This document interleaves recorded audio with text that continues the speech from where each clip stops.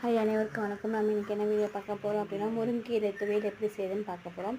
First எண்ணெய் ஊற்றிக்கணும். எண்ணெய் ஊற்றினதுக்கப்புறம் கடுகு, கடலப்பருப்பு, கருவேப்பிலை, வரமிளகாய், மிளகு, ஜீரகம், கொஞ்சோண்டு இஞ்சி, ஒரு 5 பல் பூண்டு, ஒரு 10லேருந்து 15 சின்ன வெங்காயம் போட்டு நல்லா வதக்கி விட்டுக்கணும். அந்த சின்ன வெங்காயம் பார்த்திங்கன்னா கண்ணாடி பதம் வர அளவுக்கு நல்லா வதக்கி விட்டுக்கணும்.